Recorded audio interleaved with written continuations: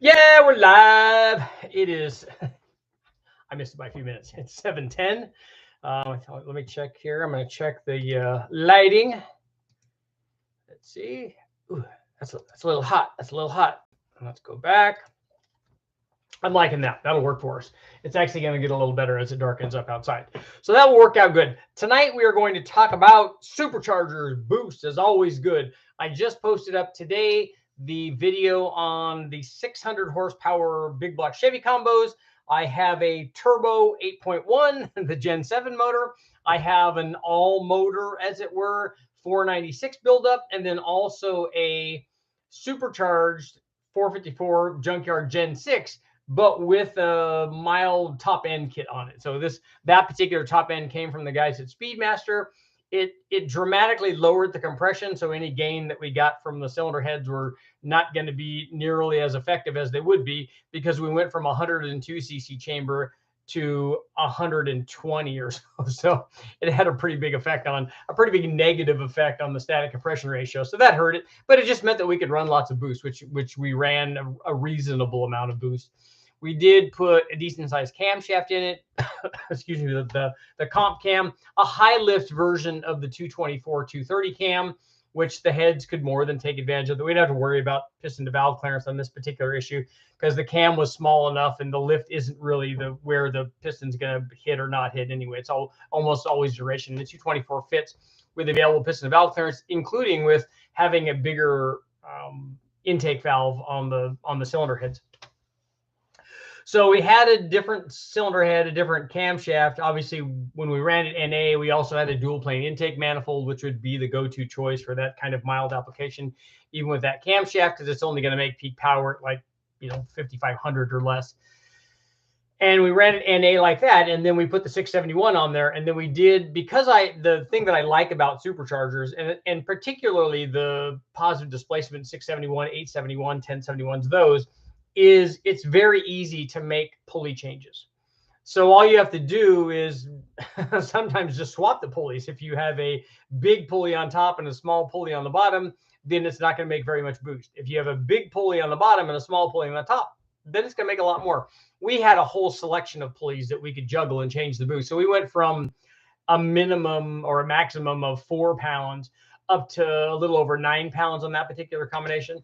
And you could go up beyond that, but running 9 pounds, it made, I don't know, 930 or 630 or 640. Now, the interesting thing is that when you post stuff like that, you'll get the group of people like, and I understand their position, because when you have a big block and you have a blown big block like that, because we know what blown big blocks, what other blown big blocks make, they just assume that that's what this is. It's that kind of motor. So it should make 6, 7, 8, 900 or 7, 8, 900 horsepower, or even 1,000 horsepower, depending on what size blower that you have on it, because guys do that all the time, and it's true. That particular blower that we ran is the same blower that we ran on a number of other combinations, including the 540 and the 496, and we made well over 900 with it, 930 or 940 with it on one of the combinations. So it has the potential to do that. That blower will support that flow level, especially with the dual 950s, which were way overkill. I mean, I think I did try actually running just one 950 on it, and it worked just fine because it wasn't restricting that combination at all. So two 950s were ridiculous. We could have run two 750s, even two 650s on it, and would have been fine at that power level. It wouldn't have been restrictive at all, and that worked out very well. But there's a lot more power because we know the blower will support that. So if we had more motor, we had more blower speed, we had E85, we had all the things that we needed, that one would certainly make more. I've also run that same blower on a small block, and we ran it on a couple of different small blocks. We ran it on a 383. We ran a similar blower, I think, on a 400. That might have been an 871. We ran the 671 also on a very, very mild crate motor, like a Target Master, those kinds of things. Might have been a Jegs one. It was a GM crate motor, I think. It only made 270 horsepower. And then after we supercharged it, it made around 400.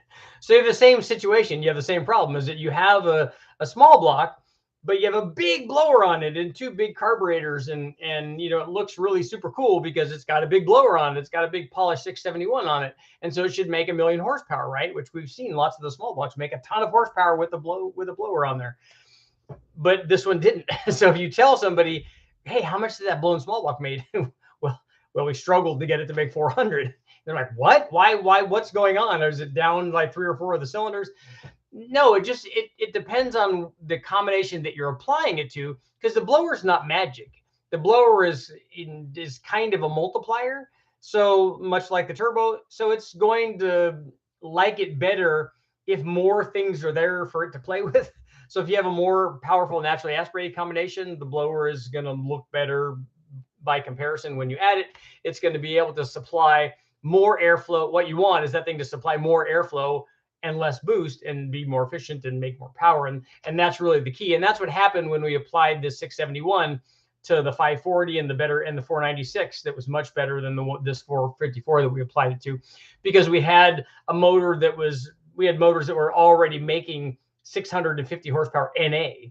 So when you apply the blower to that, it's like, oh yeah, now I'm ready. Now I have to do a spin, and it's just gobbling up all of the airflow basically that I can supply to it.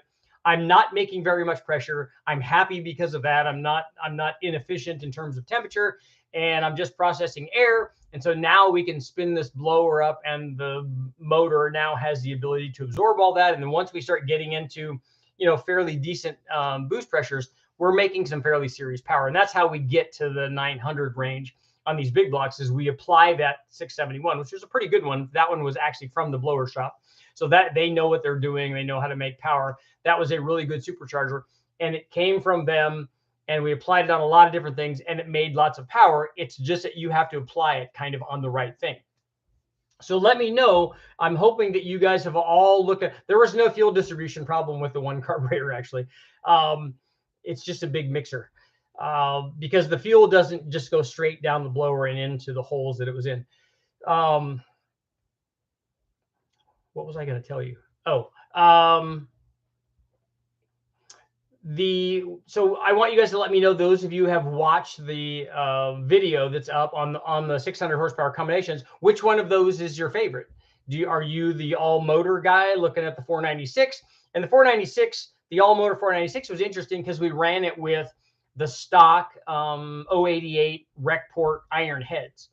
And so, and that's why I included that, because a lot of guys have stock heads and they haven't stepped up to an expensive set of airflow research or trick flow or dart, or, you know, there's a lot of good big block Chevy heads out there that are all of which are going to be much the Edelbrock one that I used in the video to demonstrate what happens when you do put a good set of heads on there. But the problem is that they're quite a bit of money. And so what I wanted to demonstrate were two things with that particular test, is that, yeah, you can make 600 horsepower with a stock head, even more than that when you port that head, and that head supports enough, has enough airflow to support even more power than that. That 496 was far from a wild combination. It has that fairly mild 300 BR14 camshaft that I like to run on a lot of stuff, because it makes decent power, as we saw. It makes decent power NA, and makes even better power, you know, has the potential to make a lot of power when we add a turbo or blower or nitrous, whatever. So it's like the it's like the 10-to-1 compression that I like to choose. It's not a lot NA, but it's enough to make, you know, to demonstrate reasonable amounts of power. It's not 8-to-1, 10-to-1's better than that. It's also low enough for me to run boost. So it's kind of a good street strip kind of combination. And that camshaft is the same way. It is a solid roller, but it's a fairly mild solid roller. And I think that, you know, it would last a long time, because it's only a 650 lift deal, and it's got enough duration to where the ramp rate is reasonable. The only thing that I would be concerned with on the big block with a solid roller, as always, are basically the roller lifters. I don't know about the longevity of the roller lifters, so you guys might be able to chime in about somebody who's run a lot of miles on a solid roller cam. Obviously, everyone says, well, you got to adjust it all the time. I don't know about all the time. What I'm worried about is the longevity of the roller, basically, on those. So I don't know how the oiling is, and I don't know that, honestly, I don't know on a combination like that you really need to be concerned. Like, it's not 100,000 or more mile kind of combination. I don't think. I've never talked to anybody that have that's put that kind of mileage on their solid roller big block.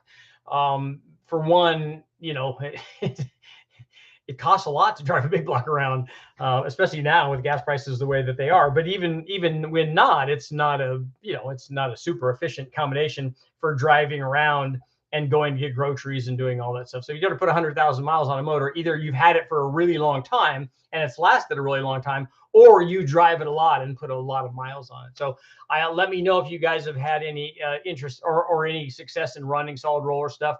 And I don't just mean you put together a solid roller combination and ran it on the street. I mean, did like one that you drove a lot with a lot of miles, like, you know, like 100,000 miles. Has anybody been out there doing that stuff? Because there's a lot of guys out there that have solid roller combinations that have run them. And even if you had it in there for 5 or 10 years, if you only have a total of 10,000 miles on it, that's not a lot of mileage. That's a couple thousand per year. So that's not a whole bunch. So let me know if anybody has that. So on the 496 stroker, I ran it with that stock cylinder head. We did a spring upgrade, obviously, and made sure that the head was in good shape and everything before we ran it. And then and that thing made over 600 horsepower, made 630 or 640 or something. And then when I wanted to demonstrate what happens, because we were doing cylinder head tests with that 496. That's why it was built. It was it was a pretty decent one. But when we put a decent head on it, like in this case, the one I demonstrated was the Edelbrock, the ECNC 355, I think, or 335 or something, some sort of CNC kind of middle of the road head. But it made over 700 horsepower. So it jumped power up, you know, nearly 100 horsepower or something just from the head change. So it goes to show you how, you know, a set of aluminum heads like that is not a cheap date. But the gains that you get are are pretty sizable. And the thing is that the gains that you would get on a combination that could take advantage of those gains that you could get, like that head will support a lot more power than we were making. We were making anywhere near what that head would support because you had a fairly mild combination. If this thing had a real camshaft in it, like a 278, 286 or 286, 290, and then had compression in it and had a Super Victor, and then we could take advantage of those heads, and then we would be, you know, getting closer to 800 horsepower rather than 700 horsepower. And especially if we added the compression with that, then the heads would really show. Now, the other one, if we ran the stock head, it would also make more power, but I still think that the difference between the two would be much greater. So for guys that are the all motor guys, you could take a look at that one. And then the Turbo 8.1 was actually the first one in the list. And that was very simple to make 600 horsepower. We just put the motor up there and ran it with the Holley HP management system and 80-pound injectors and long tube headers, and it made 423. And then we just added like 7 pounds of boost because, you know, 400 plus 200, which is half of 400, is 600. And we had 400 and change. And so we're adding 200 and change. And so we got 600 and change at 7.1 pounds. You know, no muss, no fuss. We ran it on E85. We had an intercooler. We did all the right things. And everything worked out really nice. And obviously with the turbo, we had 1,000 horsepower turbo on that. So we had a lot more power potential with the turbo. We know we could turn that up fairly easily and make lots more power. But what I would do, and this is a thing I went over in the video, is that I wouldn't just turn the boost up on a stock one, because we're going to end up making 4-digit torque levels fairly quickly as we turn the boost up. What I would rather do is put camshaft in this thing and get it to make peak power, not at 4,400, but maybe 5,400 would be even better. If we could get enough camshaft in it, I'm going to find that out coming up when I do some more cam testing with it. I'm going to find out where we can, I don't necessarily want to run a lot of RPM, but 5,000, 5,500 in that range is still more than safe for this kind of displacement and, you know, the stroke length. I mean, we've run these big blocks to, especially something with a 4,250 stroke. We've run them to, I think the West Tech guys have run them to between 7,500 and 8,000 maybe. So you can certainly do that, but I'm not interested in doing that on the 8.1. But we can certainly make a lot more power if we can shift this torque curve over a little bit by a few, you know, 1,000 RPM would be really nice if we could do that. I don't know if the camshaft will do that, but I would certainly think that it would be pretty easy with almost any kind of camshaft pick up, 40, 50, 60 horsepower without any problem at all. And then instead of that gain, we would get that gain multiplied by the boost also. So you'd start seeing some fairly big numbers, kind of like we do with the LS. When you put a cam in a 4.8 or a 5.3 or a 6.0, put a cam in an LS, and especially if you put one of the bigger cams in, then all of a sudden you're picking up, the camshaft alone at the same boost might be 100 or 150 horsepower. It's a lot. It's a big gain. So then it'd be pretty easy to push the turbo 8.1 up way past the 600 horsepower mark, way into the 700 and 800 stuff. And the question then becomes, well, the first question becomes, Richard, if you broke it, why didn't you put ring gap in it, which is something that we'll do if we ever go to turn the boost up more. But right now I'm going to do a bunch of more NA gains, NA testing with camshafts and intake tests and so on. So that will be good stuff on the 8.1, and it will give us an indication, because we already know that the turbo curve is going to mirror the NA curve. So if we make a change in the NA curve and we pick up 50, 60, 70 horsepower, whatever it is, we know that that's going to be our new starting point for any kind of turbo deal. So let me know in the comments, which one would you like? Which one would you like best in your car? And then I'll create a poll here.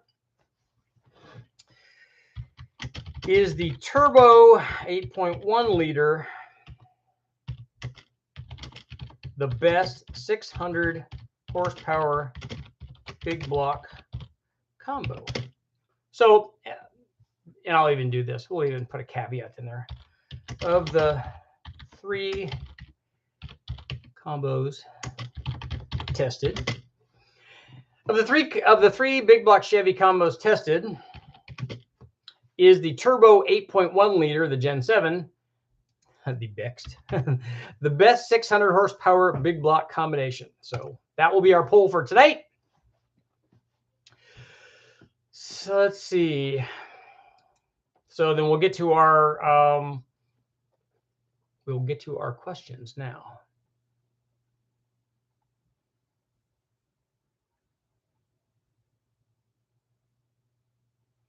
Turbo Monza, you hurt yourself? Your back? Is that what's going on? More power just doing a small block 4, 331, AFR 185 heads, custom cam with a YN 174. I've run that blower on stuff before, and a 6R80 trans should be good enough for a 3,000 pound car. That should be fun.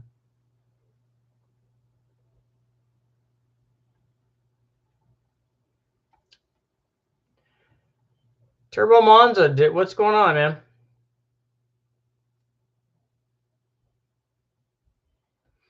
A lot of solid roll lifters that are bushed, and so needle bearings, I've seen those. They last a lot longer than the needle bearings. You can make big power with a hydraulic flat tappet. Yep.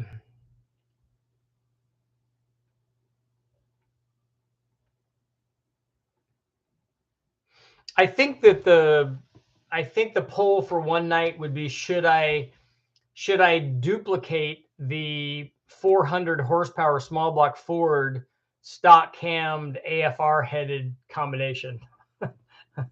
I'd like to revisit that. So I think that's going to be the poll for tomorrow night. Somebody remind me. Waiting for you to run an aftermarket cam in the 8.1, you and me both.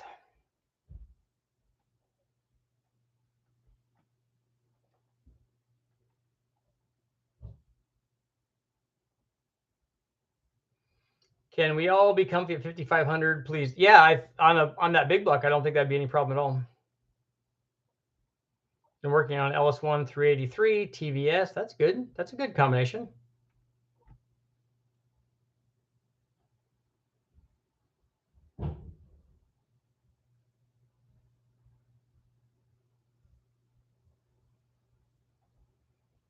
Have you ever had to DIY grind a camshaft to remove an issue on a lobe? The lobe with all the lift, not the round one. Oh, you mean not not the bearing? I have polished scratches and stuff out of lobes before. But again, when I'm running stuff on the engine dyno, we're not running it for a really long time, and we're not doing durability tests with it the way that you would be if you had it in a vehicle. Still working on my LS, then 871. That's good.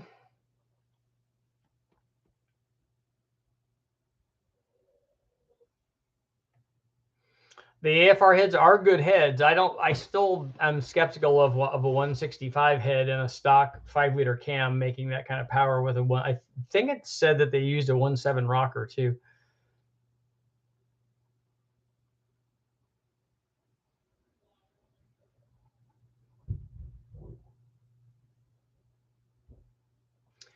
Your porting got you playing over the Bluetooth speaker. Nice. 30. Oh, shots harder than the big block. 3800 turbo makes 600 and gets 25 miles a gallon. Wonder what the big block would get. Not that. Not an NA one. Richard, and you guys might be able to chime in on this too. Hey, Richard, love the channel. Are there any Chevy Ford junkyard manual transmissions that will withstand 400 or 500 horsepower? I think on the Chevy side, a Turbo 400 might do that. And if you're lucky enough to find, if you find F-body T56s, they might do that.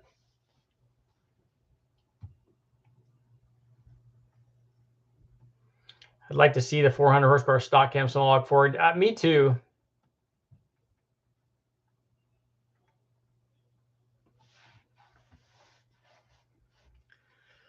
Stock cam, 5-liter, 400 horse. Try it. Bet you get like 370. Richard, I've got a stock bottom end 302, trick flow 170 heads, 1.7 rockers. What cam would you use? If I chose a cam for you, I wouldn't use 1.7 rockers. I would use a 1.6 rocker. Also has a V3 supercharger, 12 psi. It won't continue to make 12 psi if that's what it's making with a stock cam. I like that 274 cam in most of those 5-liters. I mean, there are other ones that will make more power and other ones that are smaller that'll idle better and stuff. So depending on what you want to do, that's the cam that I had in my Vortec Mustang for years and years and years, and it worked good. I drove it all around. And what cam that you picked that is close to the 496 MPI HO? Do you know what the specs are on that cam, Chef? Robzilla Garage. Waiting my adapters for the M122 for the LM7. So excited. It will be interesting to replicate the build that you did.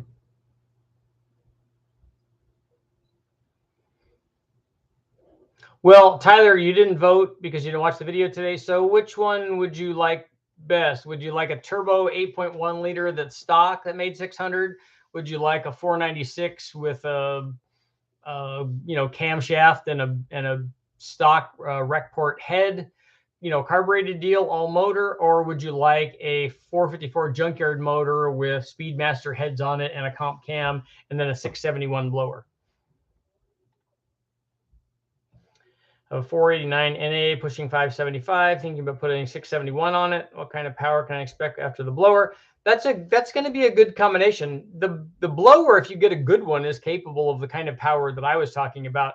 I don't know that you'll get there, but you can if you really push it. You've got a pretty good amount of NA power there. I don't know what camshaft you have and what heads you have. My 5.3 locally ported 799s, 224 cam, headers, TBS, cold air, made 370 on the chassis dyno. Doesn't that sound low to you? I suspect the heads. I don't know what camshaft you have. I don't know what a 224R cam is.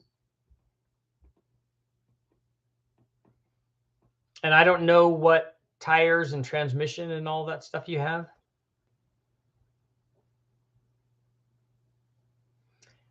He was looking for a manual transmission. Yeah, I don't think you're going to find top loaders.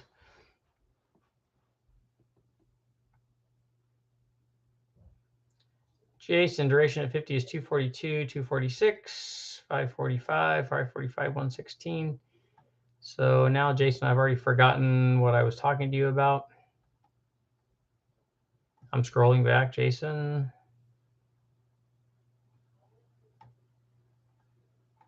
And I'm not seeing it. I'm not seeing it.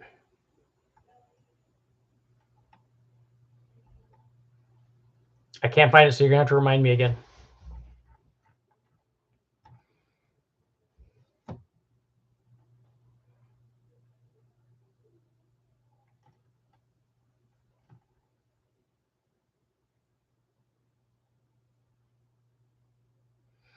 I'd go turbo 8.1 for a daily, blower for a weekend fun show. NA for bracket racing. The the 671 is pretty showy. It's it definitely draws a crowd.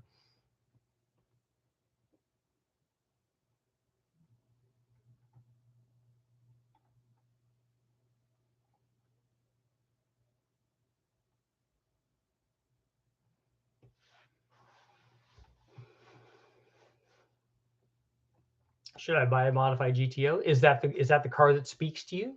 You need the one that speaks to you.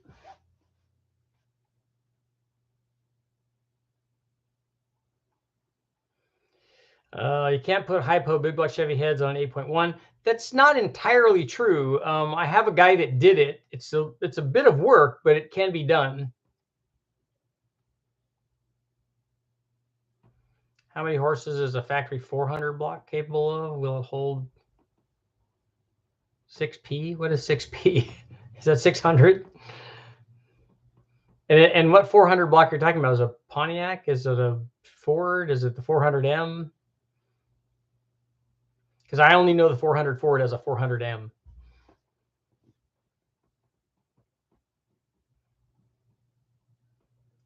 Too much cam for a 5-liter. The Extreme Energy 274 is too much cam for a 5-liter.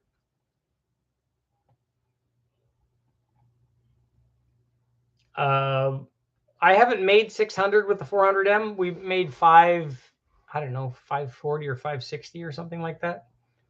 But I wouldn't be afraid to do 600. The block's not going to get hurt.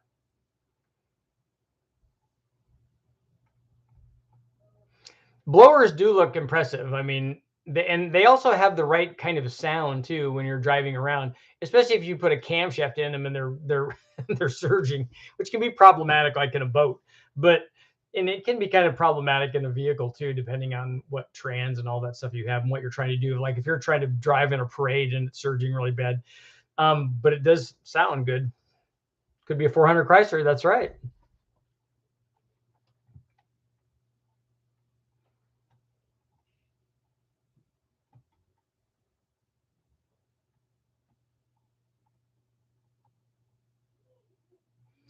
I have a 454 with Pro Max 317 heads, 9-to-1 compression, 30 degrees of timing, single turbo, blow through carb, no intercooler, 7 to 8 pounds.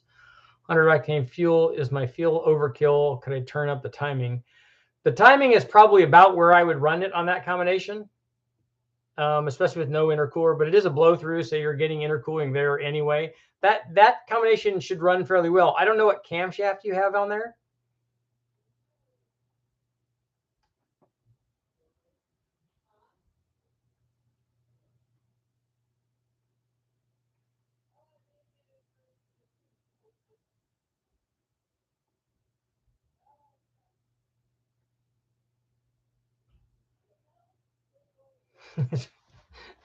Racer D always with the positive note.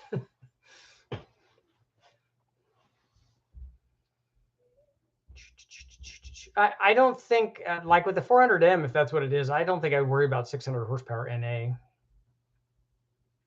I think other problems would be your issue there. Yeah, Casey, it sounds like you need a convertible Cadillac. You got all the room. Big old bench seat.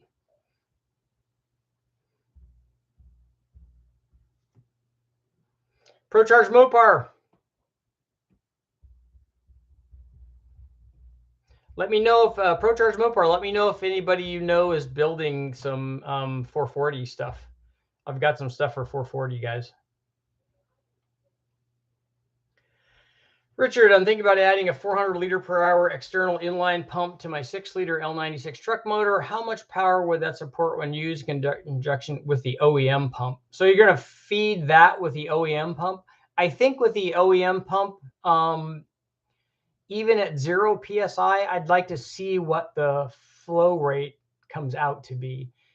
I don't think it would get down to 0, but I'd like to see how much the flow rate increases on the stock pump. It might be that one of those is holding the other one back.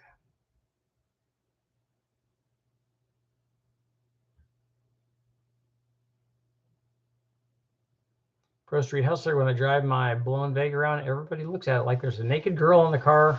The Big Ugly gets attention. It does scream, look at me. There's no doubt about it.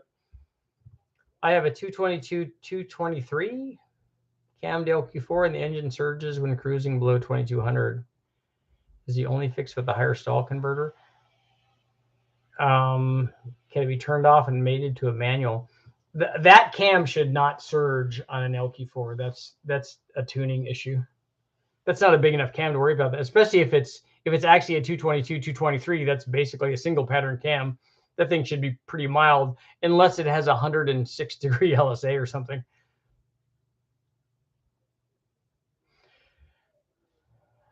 Casey, man, we're not laughing. I'm telling you that you got to be comfortable when you're driving. You want a P73 Crown Vic with a V10. That would also be cool.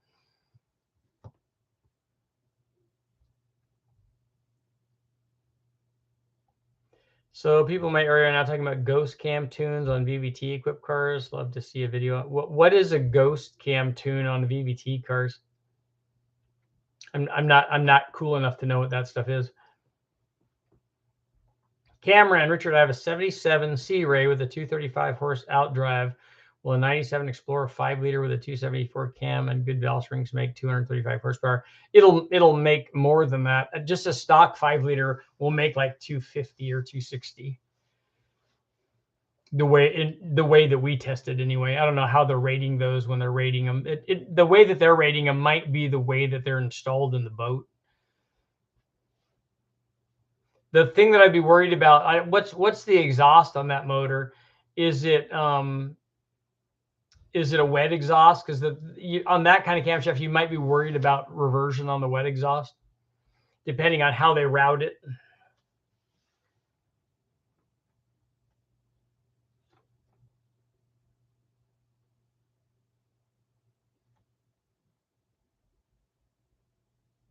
Sir, do you have any experience with the XE282? Yeah, I've run the 282 a lot, especially we ran it on bigger motors, not very often on a 5-liter, but sometimes on 331s and 347s. And then we ran that a number of times on a 392 that we had. And I think I've probably run it in 408s and stuff too.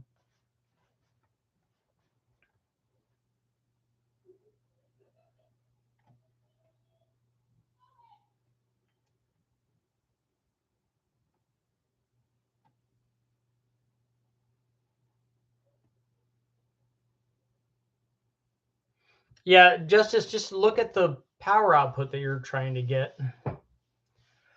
How small but Chevy 305, 334 stroker, fresh built for sale. There's a comp cam 265 marine cam in it.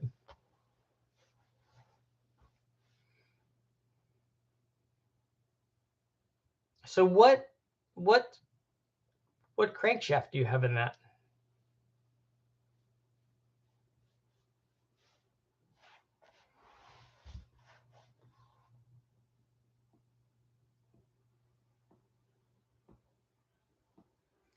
Ghost cam is a tune on VVT Forge where you overlap the cams at idle for the chop. Oh, so you're reducing idle quality with VVT and then bringing it back. Okay, I see.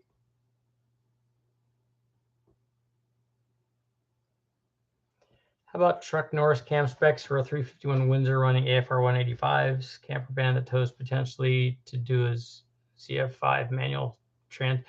That's a fairly mild cam, 212, 220 something. Those specs are fine for a 351.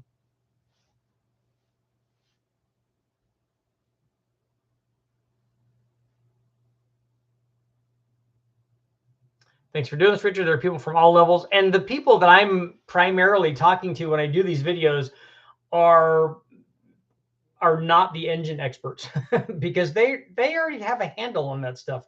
I don't need to tell them what to do. I don't need to show them. They're probably interested in some of the dyno results and stuff, but I don't need to teach them when to put a bigger throttle body and those kinds of things on.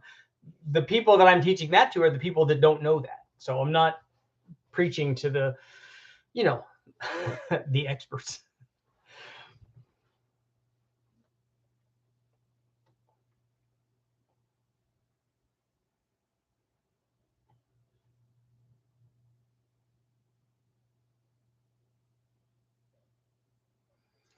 Larry wants to know why Eric Weingartner's car can run 1090s at 124, 680 horsepower, where some cars are able to do it with only 400 rear wheel horsepower.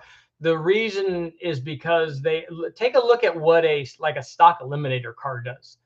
They don't make it, well, they make pretty good power, but they don't make anywhere near what kind of power those things run, because everything else is perfect. And if you get everything else, you get your 60-foot time perfect, you get everything else optimized, you can do what you need to do with a lot less power. Most people are running way more mile an hour than what a perfect ET would dictate. And they're doing that because there's something else that's not working perfectly. But the guys that are doing it, professionally, that run those kinds of cars, the things that they do it really is amazing with how little power they have.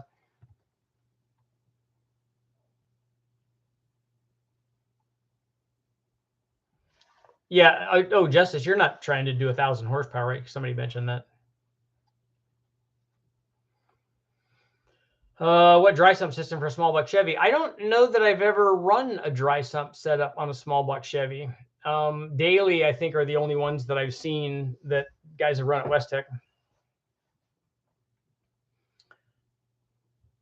How about a Big Bang 351 redo? I do want to do that.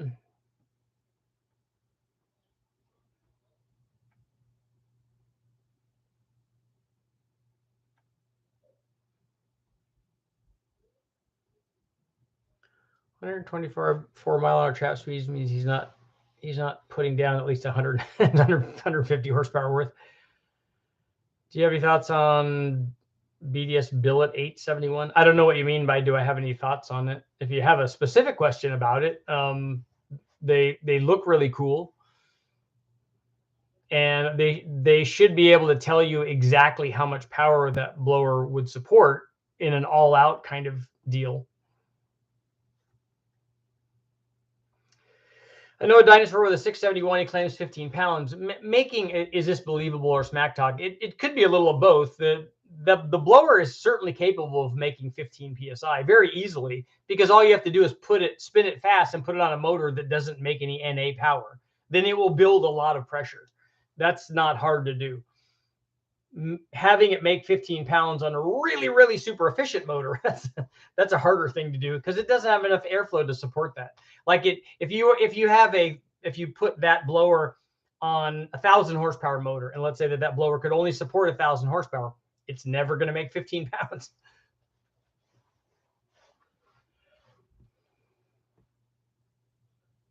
Are there 351 Windsor pistons that fit stock rods but with valve release for 202s? Yeah, take a look for like a JESRP or something. They may have something that will go on a stock rod. I don't think I've ever looked specifically for that.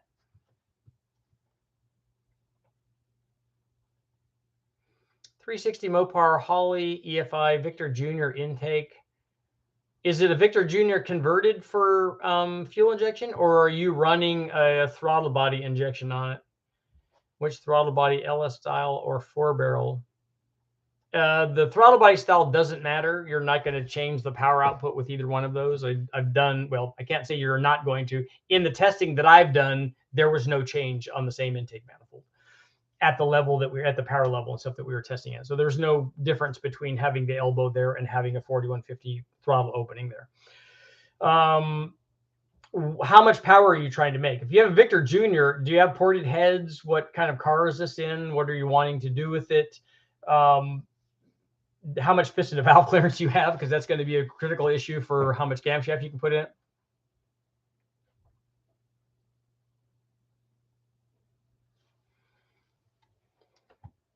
Seems mechanical injection is the way to go with a 671. That's one way to go. I like carburetors on it, and I like E85 on a roots blower like that. It loves that.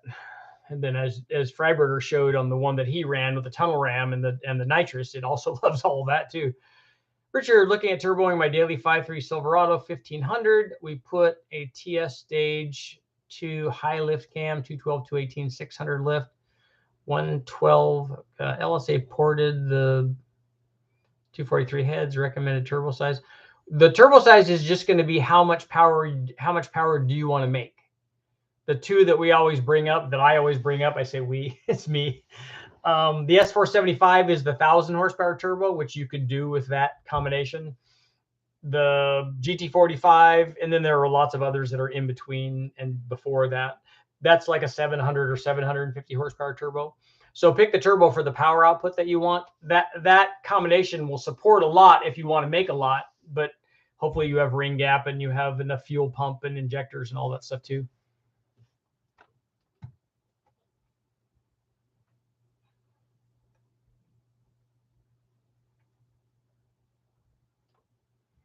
Have you had any experience with BDS? Yeah, the guys from Westech have run a number of BDS blowers there. Trying to decide between BDS and the TBS with small block E85 AFR 210. What's the TBS?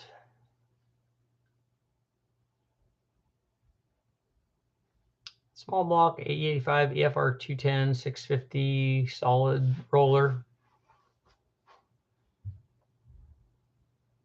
The Turbo Talk tonight is all about. Let's see how our poll is doing. Of the 3 big block Chevy combos tested, is the Turbo 8.1 liter, the Gen 7, the best 600 horsepower big block combo? 66% are liking the turbo combo. Do you think the LS firing order is ideal? No. I wonder what you've seen at Westech. We have been trying to swap things around. It seems you gain in one area, lose in another. The reason that they're changing firing order is not for power. It's for second or third order vibrations. They're trying to improve the longevity by reducing harmonics, and it's not for power. 4-7 swaps are the same way. Lots of people think that's their go-to thing. If you talk to guys that are at the higher level end of racing, if you did a back-to-back test, which the guys from Westech have, on just changing the firing order with the same camshaft, there was no change in power. Oh, the blower shop. I don't know that there's going to be a big difference between those two. There's only so much that you can do to that style of blower. And are you in a position where you're trying to get the last 7 horsepower that you could possibly get out of that blower? Are you running it at that level where that's like ultra critical?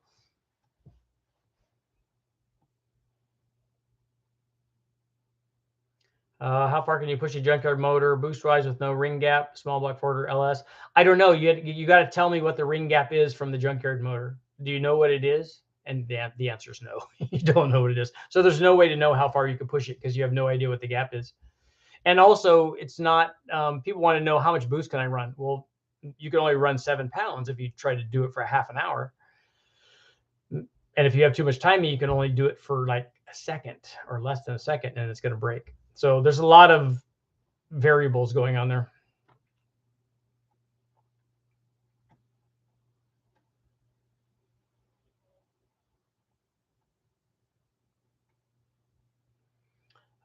So just curious, you helped assemble the 428 Cobra Jet that went 1120s, a 118. Cool.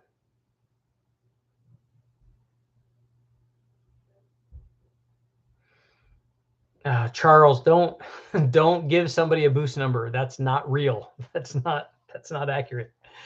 That's misinformation. We don't want to provide a number. That's why I'm purposely not doing that, because there isn't a number that you can do.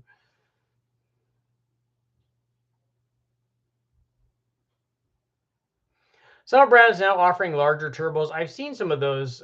Brian Nutter called me and was telling me about them.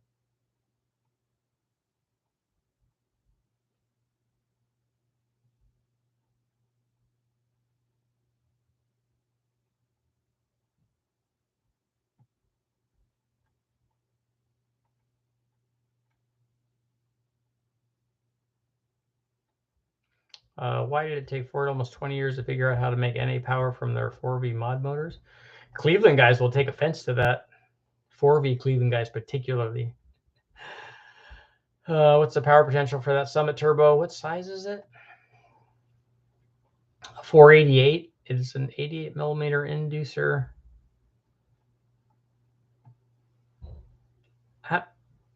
Wait, I have a question. How can it be an 88 millimeter inducer and an 88 millimeter exducer? Or is that is one side the compressor and one side the turbine, I'm guessing.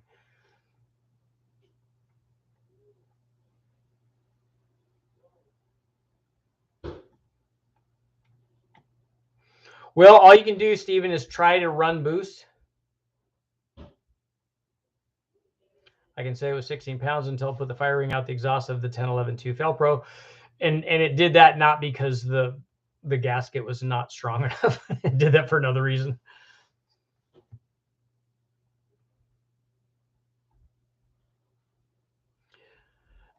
Infamous Nova, I can't help you. I don't know what it is. Unless I had a whole bunch of sets of studs there and the heads there, I don't know what the part number is.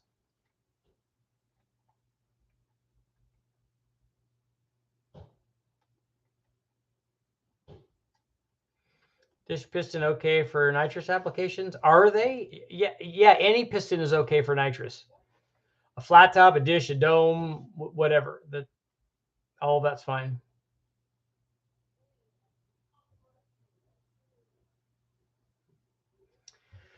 Josh, I'm building a Gen 5 3800 and you inspire me to buy the ZZP 2.5 intercooler. Would it be a good idea to use the phenolic spacer to keep the intercooler cool?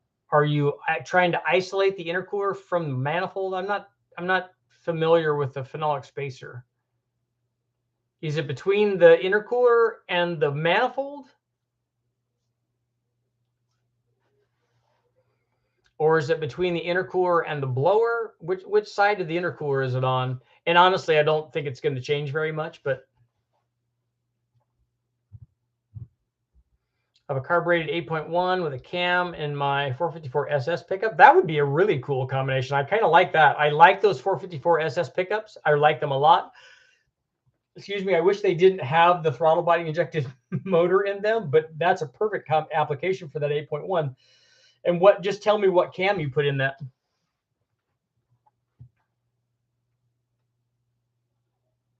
Grooves, I know. That's why. It was a joke. That's what made it funny.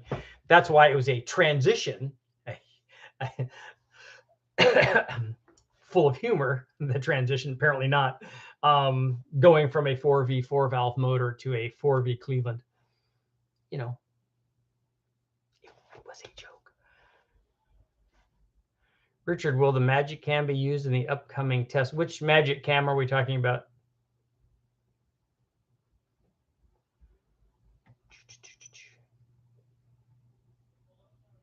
Between the intercooler and the intake for heat insulation, the intercooler and the intake. Okay. So what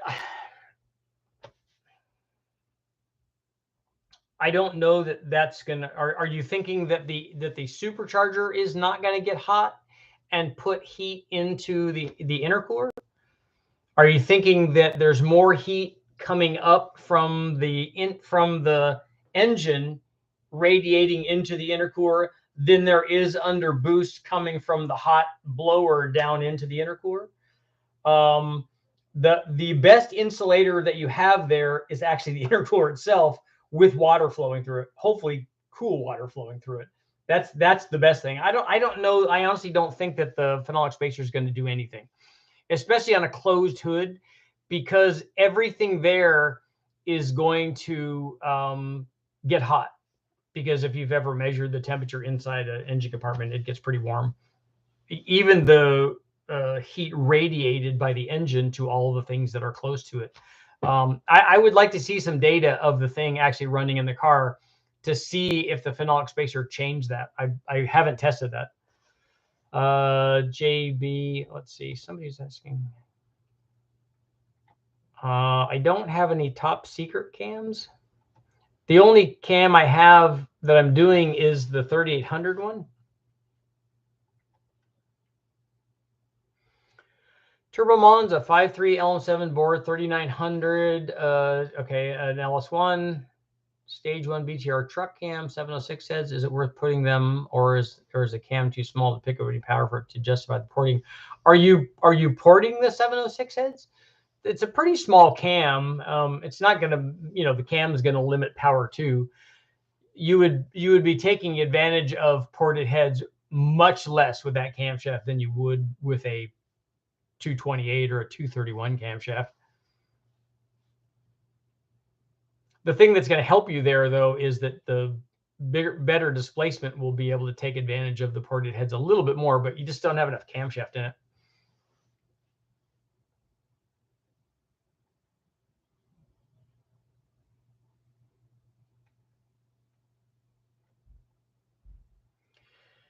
Bradley finishing up a 555 Pro 1 345 Z85 1071 blower shop. That's a good combination. 260, 270. He's got a real cam in it. 26500. Power guesses at 10 psi.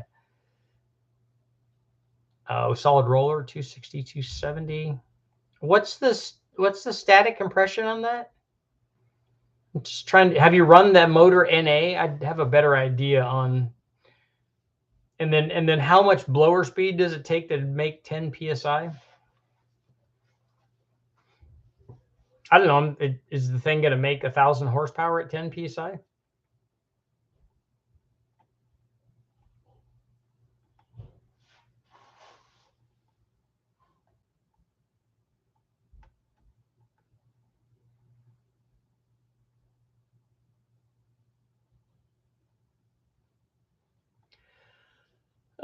Scat 351 Cleveland, Scat 408 cranking rods, 185 3V CHI heads, and a high-rise manifold. Their manifold, those are both really good. 750 Demon, 2-inch primary long tubes, 246 253, 600 plus lift, hydraulic roller. I feel it's a mismatched setup. What do you think is mismatched by it? I think that combination might be wanting a little more carburation, maybe an 850 or something. Otherwise, I think it's going to work out pretty well. I didn't see what the static compression was, but it looks like that's enough camshaft. Those are good heads. You have enough displacement. All of that should work pretty good.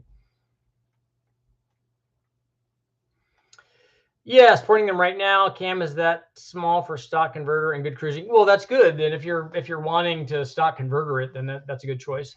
And the thing that you've done that also helps, you can actually go up in camshaft to a stage 2, probably a stage 2 truck cam, or the truck Norris cam, maybe a stage 2 truck cam, because you've made the displacement bigger. So as you do that, we can go up in camshaft and still work with a stock converter. There's hope to do an LSA or a Procharger.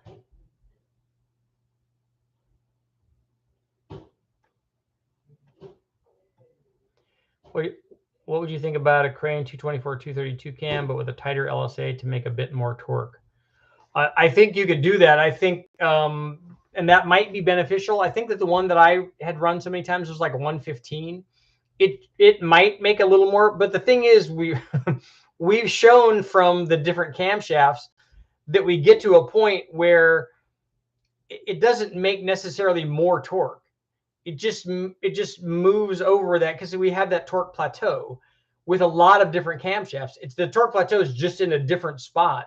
And I don't know if, I mean, unless you changed it dramatically, unless you went from a 115 to a 106 or something, it's not going to idle very well.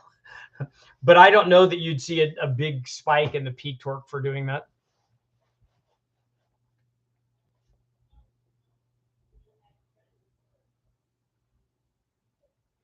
I have a 98 350 Vortex stock long block on a Runway GT45 turbo. Jeff, I don't know what you're doing for induction on that. Are you doing the factory Vortex fuel injection on that? Or are you blowing through a carbureted application? I don't know what you're doing. That motor will take 8 psi. The long block will anyway. The stock cam will make good power. You'll make a lot more power with any kind of camshaft in that thing, because you can see I have small block Chevy Vortex style stuff up there where we've put like a 246 cam and a 224 cam. The 246 cam is like a 206 cam. A 206 cam and a 224 cam, and you can see what kind of power those things make. And then you get pretty good gains, 30, 40, 50 horsepower, whatever, compared to stock. And then so you'll make even more once you add boost. Made 730 NA, 13 and a half. Oh, so you've taken compression out of it? Okay, so I think I'm at 10 pounds, probably not, well, it might not get to 1,000. So let's say that is,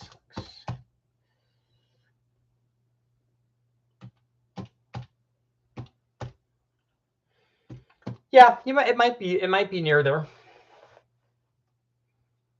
Richard, goal is 500 wheel horsepower. Unfortunately, didn't plan on the turbo when I built it, so no extra ring gap. Hoping we can make it on 8 pounds. Looking at S400, 7687. I think it'll have good spool response. Yeah, I don't know it's not going to be a boost thing. It's going to be, it's all ring temperature. So how long you're in boost, what your back pressure is, how close you are to the detonation threshold, what the air temperature is, what kind of fuel you're using. There's a lot of things that can go into that. There's lots of factory applications where motors that were brand new that we've run blowers and turbos on, and they work just fine. But we're not pushing them really hard. Oh, Holly blow through carburetor. Okay. Does Westech have a cam doctor or other means of testing, verifying cam specs? Have you ever tested this?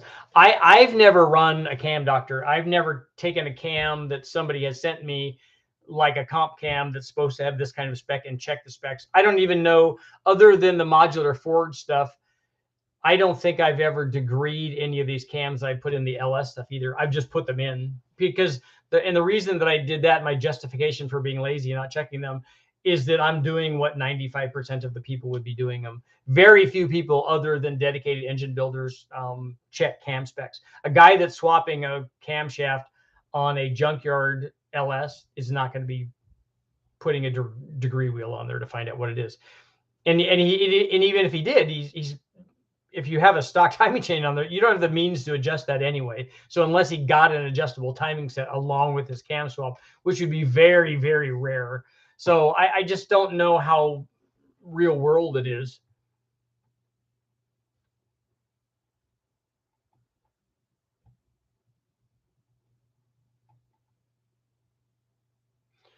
Would a 671 be too large on a small block Chevy Roller 3.3? No, it wouldn't be.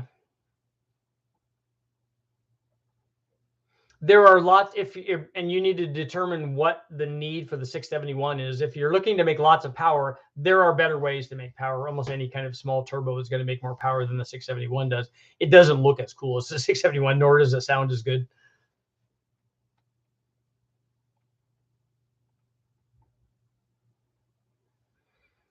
What parasitic loss can you expect from a centrifugal? You can expect parasitic loss. There's parasitic loss in driving any supercharger. And all centrifugal superchargers are not the same. In fact, the same centrifugal supercharger is not the same at different engine speeds. Both, basically, we're talking about an impeller speed, and then the RPM of the blower, the boost level, the flow rate, all those things are going to dictate how much power it takes to drive that blower.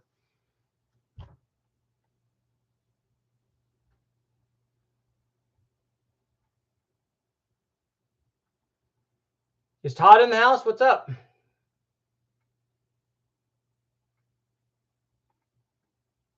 How you feeling tonight, man?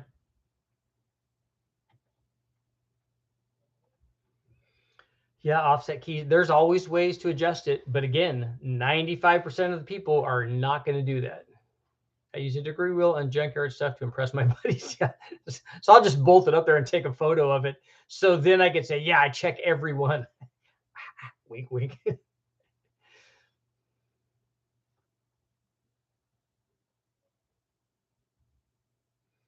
Sorry for this deep dive. We have all kinds of people asking us to change the head angle from 15 to 11. That's a pretty serious angle mill, right?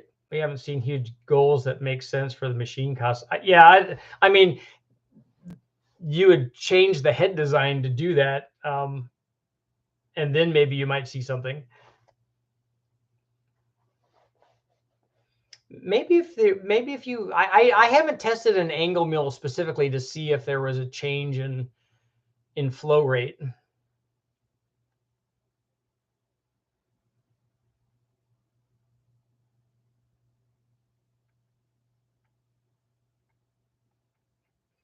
Clever, Tom.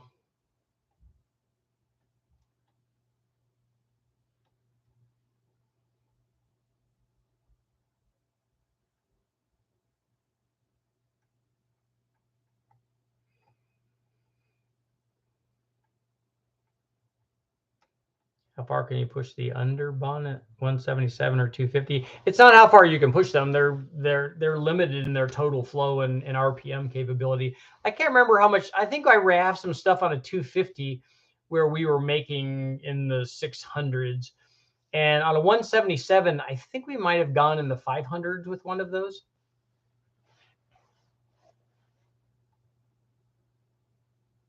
Cody, I'm happy to help, man.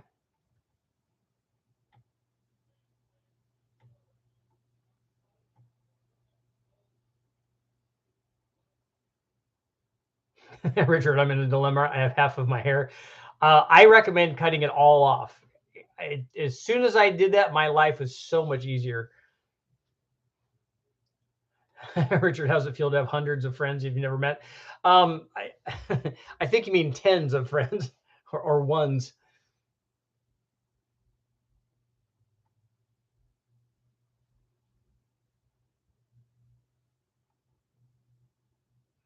Yes, angle mill will up the flow. I'd like to see that test.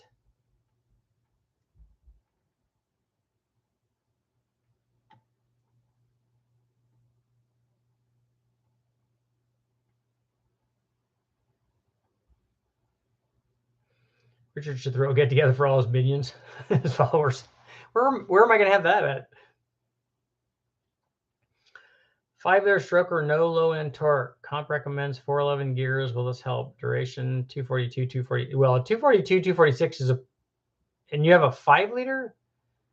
That's a really big camshaft for a 5-liter, and it's on a 116, 9-to-1 compression. Are you going to tell me also, Jason, that it has a single plane intake or something on it? That's why it would have no torque.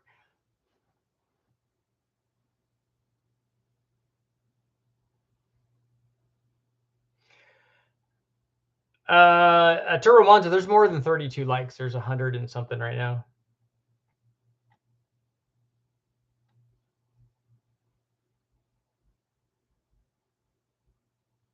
What failure do you see in most small block applications? That's too universal of a thing. Tuning is a big problem with, especially with boosted things. Tuning is a big issue. Not running enough octane, not having enough fuel pump, too much timing, that kind of thing. Not very often do I see a design flaw in a particular engine family. Guys will say, "Oh, the Cleveland has oiling problems," or they say the same thing about the Buick and stuff. And they said all of that stuff back when I first started doing the turbo stuff on the LS. Oh, those things break at 8 pounds of boost. I'm like, why? How does the motor know how much boost it's running? It doesn't have any idea. And so, and then like the same, oh, the Hemi, oh, those pistons are made of glass. Well, they're made of glass if you're hitting it with detonation. All pistons are like that. They don't like that. And so what you find out is when you do things correctly, not that I always do it correctly, but when you do things correctly, good things happen, and the failure rates go down dramatically. So we're going to close out our poll of the 3 big block combos tested. Is the Turbo 8.1, we have 163 votes. Is the 8.1 the best 600 big block combination? 67% are saying yes. So we're going to leave that up there at 67. Angle milling does the same thing as raising the intake port and epoxying the floor of the port. You have a straighter shot. I know what the valve angle does. I just don't know if angle milling the head does the same thing as having a cylinder head that's designed to be a different valve angle. Like you go from a 23-degree head, like a small block shit, or I think that's a big block, right? A 20-degree small block forward head to a 10-degree one, and you redesign the head to do that. Not that I think we could angle mill 10 degrees, but whatever we can do, I just don't know if those two things are equivalent. Have you done any testing on a Holley Super Sniper for a blower application? I wonder how the heat might affect the built-in computer.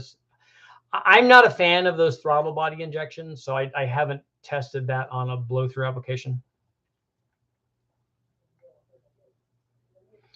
I don't know how to make a multiple choice poll.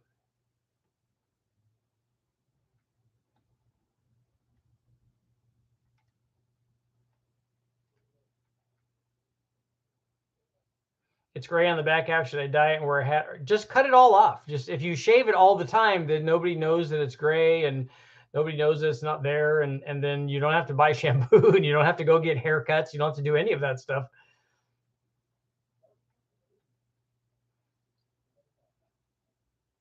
Todd, how you feeling, man? Have a good support group at home, and I have guys here. That's awesome. My 250 can support a 2-to-1 blower pulley. I have an old style, stronger bearing, and old style, weaker snout. Real mid-range monster, 177, 174. So okay with a 7-inch and 2. Yeah, I think we've run a 7-inch and a 3-inch. We've run a little more than 2-to-1 on the 174 and 177 stuff. It'd be better on a bigger motor because then you wouldn't be making as much pressure and you just get flow. And then I think on those, we put a pretty good sized carburetor on those when we're running on a big block. I think we stepped up to a 950 on that. Bradley only says it has 4 likes. There's got to be more than that, right?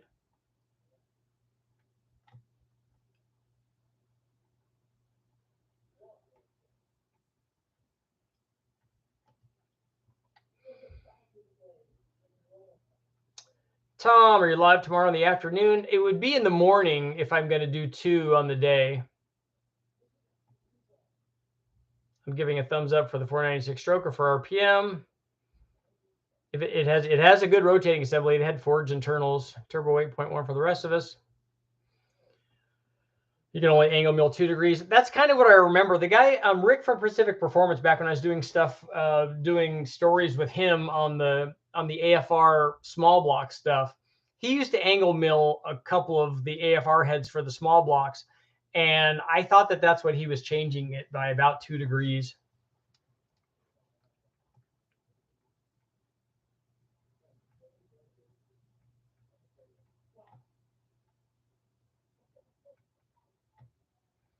Learned how to cut my own air during the pandemic. I'm never going back. That's good.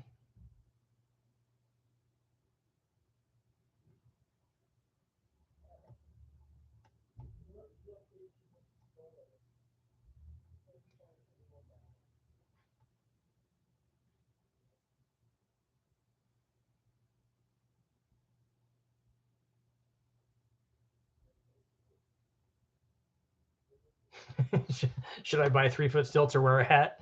Dude, you should just not worry about it. It's not a big deal. Nobody cares.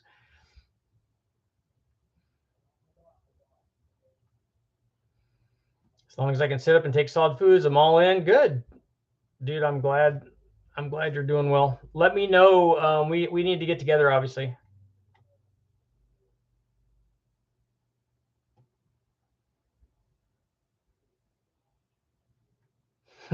Do a fade. Nice.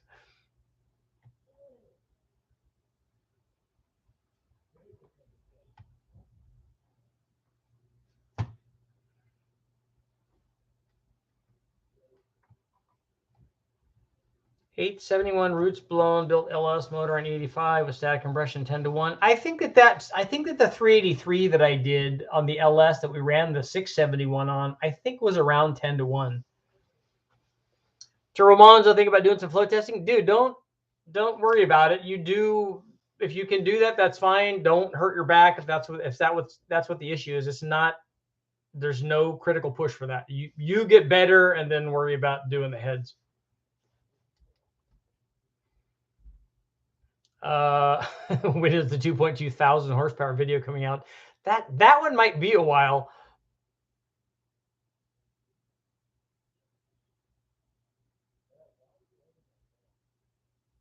Turbo Monza on one of your 6 followers. Good luck. 385 CFM at 500 lift. That would be really neat. I would like pay extra money for that.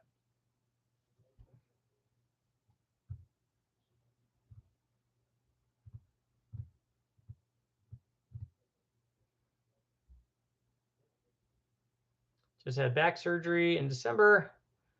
So why, yeah, garage, a lift is really, really, really nice.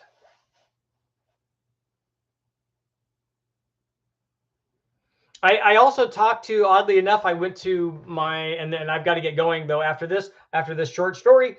I talked to my son's soccer coach today, And it turns out that he has not one, but two 390 FE motors, because he has a 66, I think he said he has a 66 Galaxy that originally came with one of the 390s. And then he has another one that came out of a truck, I think, that's supposed to be a runner. So fingers crossed, thumbs up, whatever, that maybe there's an FE in my future to do some dyno testing with, which would be cool.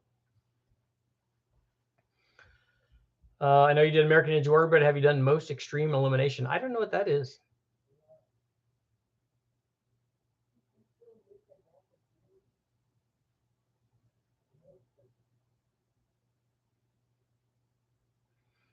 Why are FEs just cool? What, you mean just cool? Is the just capitalized there? That's what happens as people get older, is the hair stops growing in some places and then starts growing. All of a sudden decide, I don't know if it gets lazy or whatever. It says, hey, look, I'm going now. I'm going for the ears, the nose, or whatever. You see people like having a, you know, the Jamie Heineman from Mythbusters.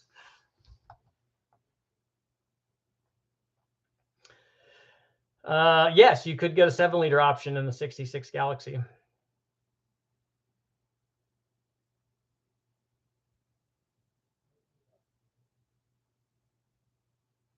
Yeah, I've never done an FE, so I do want to run one. I think it would be awesome.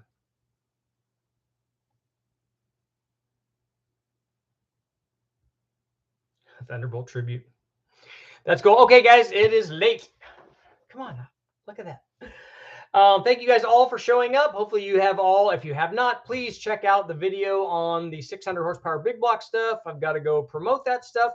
And then I'm working on streamlining or tailoring or optimizing the AM show into something even cooler. So I'm working on that. Thank you guys all for showing up. I will see you all tomorrow.